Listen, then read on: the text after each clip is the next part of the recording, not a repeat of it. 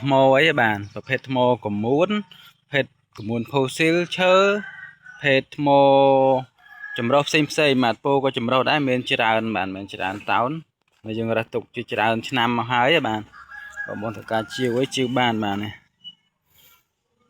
មួយកណូទៀតបាទមួយកណូនេះចង់1តោនបាទនេះហើយប្រភេទ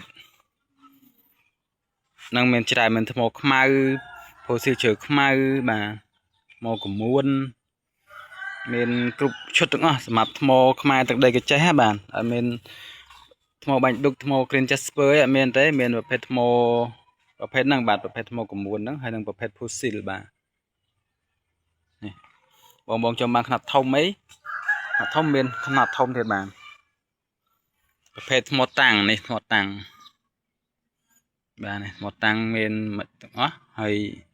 ប្រភេទអានោះខ្នោះក៏មានដែរបាទខ្នោះ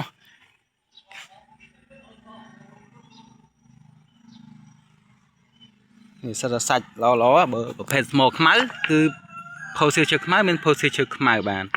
ហើយប្រភេទបងចង់បានប្រភេទផូស៊ីលកមួនមានផូស៊ីលកមួនបាទនេះហើយត្រូវការប្រភេទអីថ្មកមួនថ្មក្រហមអីបាទនេះមានក្រហមក៏មានដែរថ្មផូស៊ីលຂະຫນាត់តាំងនេះຂະຫນាត់តាំងធំយើងឆ្នៃក៏បានដែរគ្រាន់តែថាសាច់វាឡើងកមួនខ្លាំងបាទនេះអីបាទដុំនេះក៏ស្អាតដែរនេះបាទនេះសាច់កមួនដុំខ្លះយើងអត់បានវាយទេប្រភេទហ្នឹងហើយខ្លះទៅយើងក៏វាយមើលសាច់នេះមើលសាច់យើងមើលសាច់តាមនេះបើនេះវិញសាច់ណាកញ្ចក់បាទផូស៊ីលសាច់ណាចុងបាច់ស្វាយនេះប្រភេទថ្មកយ៉ាវអីហ្នឹងបាទមានស្ទើរគ្រប់មុខហ៎បាទ